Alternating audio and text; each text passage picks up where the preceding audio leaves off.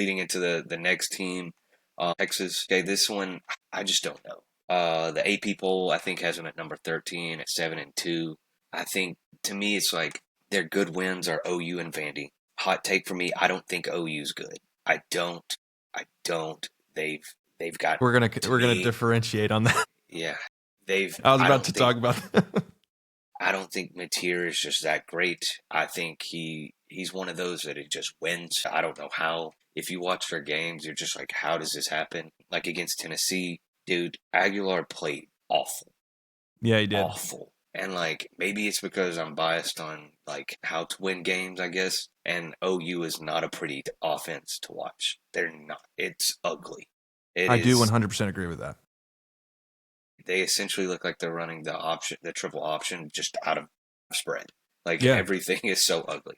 Anyway, but that was one of the good wins. And then Vandy obviously is one of the good wins, which I'm also down on Vandy. I don't think they're as good as everybody thinks they are. And then their bad losses, and one of these is technically a win, but like Florida was a terrible loss, and that's when Florida was bad. And then Kentucky, they won, but you had to go to double It was overtime bad, against dude. Kentucky, and it's a 16-13 game. Like, that's not good. Arch Manning, we talked about this earlier. Obviously, it's set really high for him. If you look at his stat numbers, they look great. But if you dive into the game, half his touchdowns are against nobodies. So it's like, Yeah. I don't necessarily think that he's been. It's worth considering, right, when evaluating the team. Yeah, and so it's like, Level if head. you watch this last game, they jumped out way ahead. And if you really looked into it and watched the game, I think Sark did a good job of establishing confidence early by getting these short, quick passes. Basically what Colt McCoy made his money off of, right? Short, quick passes, get his confidence, and then build it up from there. But, if you look at the ESPN report, it's like 70-yard touchdown. It's like, well, not really. Right, yeah. What's the yak? Throw, yeah, and so his numbers look great, but a lot of that was yak, which I'm not going to knock him for because he did the right thing and everything. But I think, and we've said it off the record, right, that Texas's offense looks like a quarterback that doesn't have confidence and a play caller that doesn't have confidence in his quarterback. And so it looks very cautious, very don't make a mistake-ish, very don't put him in pressure. And I think that's one of the points I have here is like when you ask him to do a lot, he's not good, ... yet. I think he will be. He's got the intangibles. I said, but when they establish confidence early, you've seen in the last 2 games, he ends up doing well. And then another point on Texas is like the defense. Like, where's it been the last 2 days?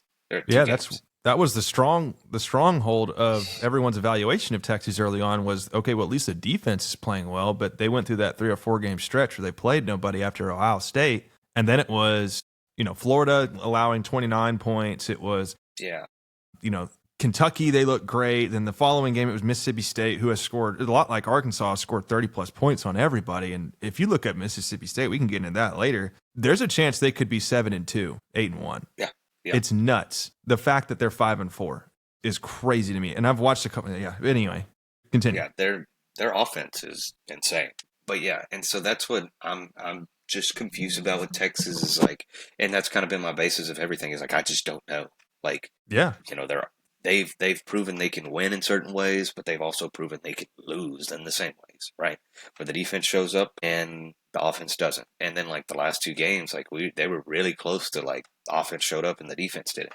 So it's just like it's strange. I don't know if I necessarily. I agree want with the them audience jump. to understand those points. Yeah. Which points? Sorry, I think we were both cutting out there. But I was just saying, like the audience, I feel like needs to understand what you just kind of said. There is we don't know yet with Texas, and this is why looking from the outside in and not being emotionally attached to the brand is essential when you're in the ranking system.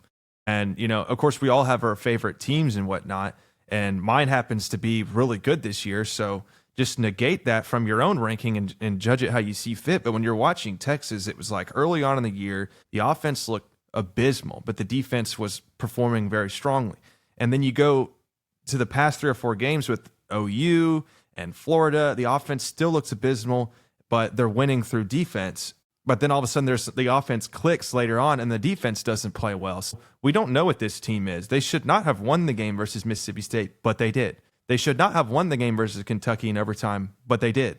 They should not have won this game or that game but they did. So, and the Vanderbilt score was a lot closer than what actually happened in that. So for Texas fans, and there's a lot of them, obviously, but for them to come like on the TikTok and things like that and just bash the hell out of the poll because, oh, well, they have the most top 10, they have 2 top 10 ranked wins and this and the other. Like, we need to watch the team. It's not, yes, there's resume, but there's also watching the program play in action and using your eyes and going, I don't know if this is sustainable. And that's fair to say. And even my 2 best friends who are, out of Dallas and they're Texas fans, they say the same thing about their own team. They actually have a little bit of they have sense to them to where they can say, I'm a fan, but I see concern here. And so I would encourage that from the audience to give a little grace on that, because, and it's the same thing with Notre Dame, but you make really great points where one side of the offense shows up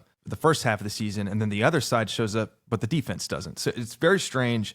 There's still a lot more games to prove. Obviously, they've got a big game coming up against Georgia A&M at the end of the year. So there's a lot. There's a lot that could happen for Texas, and it could be an 8-4 team. It could be they could come out with some victories. I don't know, but so far 7-2.